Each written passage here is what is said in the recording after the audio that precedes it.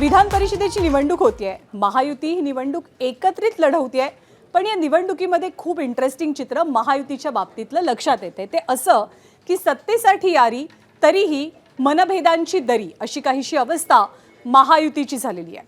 विधान परिषद निवडणुकीच्या निमित्तानं पुन्हा एकदा भाजप आणि शिवसेना या महायुतीतल्या दोन प्रमुख पक्षांमधला कलह समोर आलाय आणि एक प्रकारे अशा प्रकारे हातमिळवणी झाली आहे।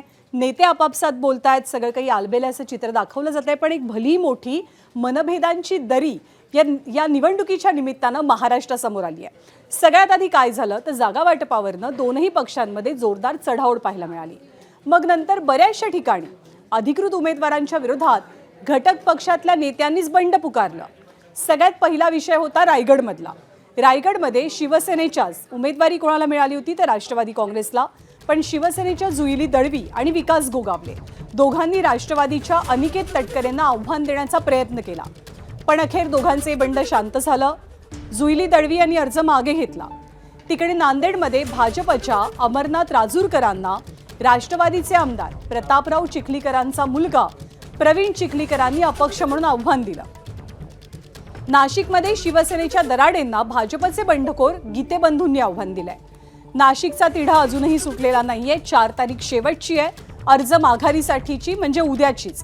तर छत्रपती संभाजीनगरमध्ये शिंदेचे नेते अब्दुल सत्तारांचा मुलगा समीर सत्तार यांनी भाजपचे उमेदवार सुहास शिरसाट यांच्या विरोधात शड्डू ठोकलेला। मुलाच्या माध्यमातून सत्तारांनी भाजप विरोधातली खतखत सुद्धा चव्हाट्यावरती आणली, ती जाहीरपणे बोलून सुद्धा दाखवली। विदर्भात काय झालं तर भंडाऱ्यामध्ये भाजपचे उमेदवार अविनाश ब्राह्मणकर यांच्या प्रचाराकडे शिवसेनेचे आमदार नरेंद्र भोंडेकरांनी पाठ फिरवली। तर पुण्यात सुद्धा राष्ट्रवादीतला अंतर्गत वाद समोर आलेला। एकीकडे उमेदवारीच्या मुद्द्यावरती पॅचअप झालेलं असलं तरी या निमित्तानं महायुतीमधला अंतर्गत संघर्षाचा उद्रेक मात्र सर्वांसमोर आलाय।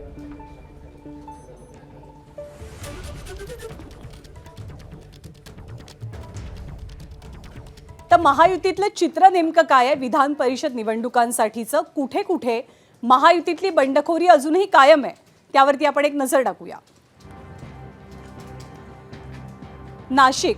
नाशिकमध्ये जागा मिळाली आहे शिवसेनेला।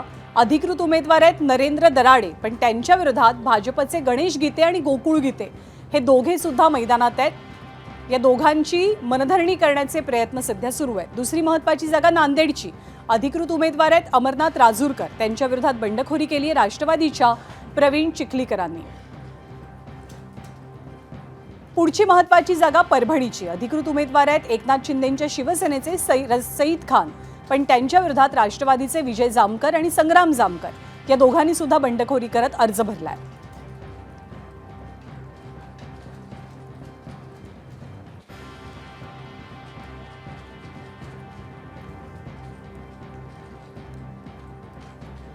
आणि विधान परिषदेच्या निमित्तानं झालेली बंडखोरी शांत करण्यात महायुतीला अनेक ठिकाणी यश आलंय, पण नाशिकची एक जागा, या जागेचा पेच मात्र अद्यापही कायम आहे।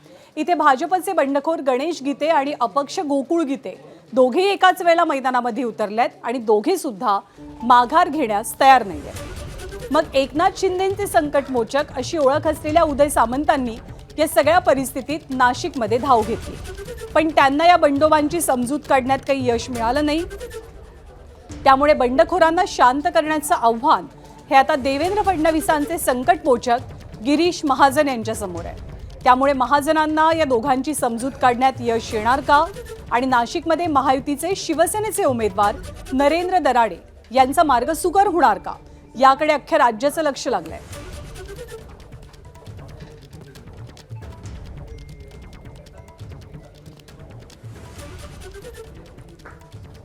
मी महायुतीच्या जागा वाटपाच्या पूर्वी त्या ठिकाणी अर्ज भरला होता। मी एक अर्ज भारतीय जनता पार्टीतर्फे भरला होता आणि दुसरा अर्ज मी अपक्ष भरलेला होता। अजून मी तर माझी निवडणूक लढण्याच्या निर्णयावर ठाम आहे। आता आज मला गिरीश भाऊ भेटणार आहे, त्यांनी मला त्या ठिकाणी बोलवलेलं आहे। चर्चेनंतर ठरवू त्या ठिकाणी काय करायचं, कोण कोणावर कारवाई करायची तो विषय नंतरचा आहे, पण या ठिकाणी या निवडणुकीमध्ये व्हीप लागू होत नाही। त्यामुळे निश्चितपणे माझाही कालपासून 350-400 नगरसेवकांचे त्या ठिकाणी फोन आले। टोटल मतदार 619 आहे। माझ्या पक्षाने मला शब्द दिलेला होता 1 वर्षापासून की ही निवडणूक या ठिकाणी आम्ही तुम्हाला तिकीट देऊ आणि तुम्हाला लढवू। दोघांपैकी एक अर्ज मागे घेणार आहे की दोघंही लढणार नाही, आहात? एक जण अर्ज मागे घेईन ना त्या ठिकाणी, एकच जण निवडणूक लढेल. असं ठरलेलं आहे. नाही ठरलेलं आहे, त्याला पण शंका वाटत होतो नाही का उद्या माझ्यावर दबाव जर आला तर त्यामुळे तो पण 1 वर्षापासून त्या ठिकाणी जिल्ह्यामध्ये मेहनत घेत होता, काम करत होता, त्यामुळे त्या ठिकाणी त्याने फॉर्म भरला. पण आपले बंधू पण म्हणत आहेत की मी माघार घेणार नाहीये. मग आता नेमकं माघार कोण घेणार दोघांपैकी? नाही, दोघांमध्ये ठरवू ना की मला विड्रॉल घ्यावी लागली तर तो उभा राहील. तुम्ही माघार घेणार आहात का आणि निवडणूक लढणार आहात का? मी निवडणूक लढणार आहे. कुठल्या प्रकारची माझी माघार होणार नाही. हा. परंतु गिरीश महाजन जो दावा करताय किंवा गणेश भाऊंनी माघार घेण्याचा निर्णय घेतलाय. नक्कीच गिरीश भाऊंचा त्या ठिकाणी आमच्या दोघा बंधूंवर मुलासारखा अधिकार आहे. पण मी त्यांना विनंती करेल, या मतदारसंघातली सध्याची दशा आणि दिशा या दोन गोष्टी त्यांना नक्कीच समजावून सांगेल. आणि मला वाटतं की त्या गोष्टी सांगितल्यानंतर कदाचित त्यांचं पण मत परिवर्तन त्या ठिकाणी गिरीश भाऊंचं होऊ शकतं. पण नाशिकमध्ये ही जी गुंतागुंत तयार झाली आहे त्या गुंतागुंतीमध्ये 2 राजकीय संकटमोचक हे चर्चेत आलेत, किंबहुना या 2 राजकीय संकटमोचकांची एक प्रकारे परीक्षा पाहायला मिळते. पहिले संकटमोचक आहेत अर्थातच गिरीश महाजन भाजपचे, तर दुसरे हे शिवसेनेचे उदय सामंत.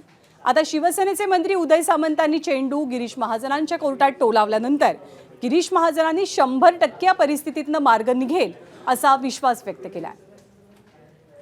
गिरीश महाजन साहेबांवरच माझी उमेदवारी अवलंबून आहे असं देखील त्यांनी सांगितलेलं आहे.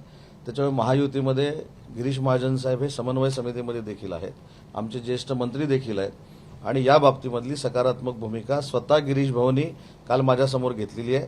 त्याच्यामुळे गीते साहेबांशी ते चर्चा करतील, त्यांची समजूत काढतील आणि आमच्या नरेंद्र दराडे साहेबांचा विजय सुखकर करतील. पण म्हणतात की मी माघार घेणार नाही. दोघंही बंधू आता अजून उद्याचा दिवस आहे, उद्या 3 वाजेपर्यंत माघार आहे. निश्चित आम्ही त्यांची समज काढू, आम्ही त्यांना समजवू, त्यांच्याशी चर्चा करू. मला वाटतं यातून मार्ग 100% निघेल. अजून उद्याचा दिवस आहे, उद्या 3 वाजेपर्यंत माघार आहे. निश्चित आम्ही त्यांची समज काढू, आम्ही त्यांना समजवू, त्यांच्याशी चर्चा करू. मला वाटतं यातून मार्ग 100% निघेल. तर सगळीकडची बंडखोरी शांत होईल असा विश्वास महायुतीतल्या नेत्यांना जरी वाटत असला तरी उमेदवारीवरनं, जागा वाटपावरनं, बंडखोरीवरनं निर्माण झालेली सगळी चर्चा किंवा निर्माण झालेली धुसफूस ही कोणतं मोठं स्वरूप घेणार आहे का याची सुद्धा चर्चा रंगतेय. याला कारणीभूत ठरली आहेत 2 विधानं. दोनही नेते आहेत एकनाथ शिंदेंच्या शिवसेनेचे. सगळ्यात आधी अब्दुल सत्तार, कारण अब्दुल सत्तार यांनी सगळ्यात आधी भाजपच्या विरोधातलं एक अतिशय महत्त्वाचं विधान केलं. भाजप शिवसेनेचं मुंडकं छाटण्याचं काम करत असल्याचा गंभीर आरोप केल्यावरती सत्तार अजून काही शांत नाही आहेत किंवा ते थांबलेले सुद्धा नाही आहेत. भाजपचं वागणं सुधारलं नाही तर युतीबद्दलच विचार करावा लागेल अशा थेट शब्दात त्यांनी भाजपला एक प्रकारे आव्हान दिलंय. तर सत्तारांच्या नाराजीची री ओढली आहे त्यांच्याच पक्षाचे आमदार संजय गायकवाड. अब्दुल सत्तार यांची व्यथा खरी आहे आणि एकमेकांचं खच्चीकरण करणं युतीसाठी चांगलं नाहीये, हिताचं नाहीये असं आमदार गायकवाडांनी म्हटलंय. त्यामुळे शिवसेना नेत्यांची खतखत आणि खुद्द एकनाथ शिंदेंच्या मनातली सल भविष्यात कोणतं राजकीय वळण घेणार हे पाहणं इंटरेस्टिंग असेल. तर अब्दुल सत्तारांनी हे वक्तव्य करून थेट भाजपसोबत पंगा घेतलाय. तर त्यांनी स्थानिक भाजप नेत्यांना लक्ष केलंय पण मुख्यमंत्र्यांचं मात्र कौतुक केलंय. अब्दुल सत्तार काय म्हणतात आपण पाहूया. ज्या सत्ता ज्या ठिकाणी भारतीय जनता पार्टीच्या आता नव्याने आल्या, जे काही आमचे जुने शिवसेनेच्या ताब्यात असलेल्या संस्था, महापालिका असतील, जिल्हा परिषद असतील, नगरपालिका असतील, त्याला कुठंतरी एक नियोजनबद्ध पद्धतीने संपवण्याचा कट आहे का कारस्थान आहे का काय आहे मला माहीत नाही, परंतु थोडे संपवण्याचं काम तर जरूर चालू आहे. मी आमच्या नेत्याला ही सर्व माहिती दिली आणि नेते याच्यावर अंतिम निर्णय घेतील. शेवटी मी एक कार्यकर्ता आहे. जी परिस्थिती आहे ह्या परिस्थितीमुळे आम्ही बेचैन आहे, याच्यामध्ये कुठेच शंका नाही. आम्ही बेचैन नसतो तो फॉर्म भरण्याचा प्रश्नच नव्हता. आम्ही बेचैन नसतो तर हे शब्द काढण्याचा काही प्रश्नच नव्हता. आम्ही काही पागल तो नाही आहे का बलजबरी कोणाला तरी बदनाम करण्यासाठी आमचा काही हेतू असेल. आमचा आता कोणता हेतू बी राहिला नाही. परंतु ज्या पद्धतीने एक जिल्हा परिषद गेली, महापालिका गेली, आता विधान परिषद गेली, अशा पद्धतीने मोठा भाऊ छोट्या भावाकडून सर्व सत्ता घेत असेल तर आम्ही काय करायला पाहिजे हा मुद्दा मी मुद्दाम सांगू लागलो. एक काळ होता शिवसेनेच्या हातामध्ये युतीचा कंट्रोल होता, आज भारतीय जनता पार्टीच्या हातामध्ये. अब्दुल सत्तार जे काही बोलले त्याची ही व्यथा ही खरोखर व्यथा आहे.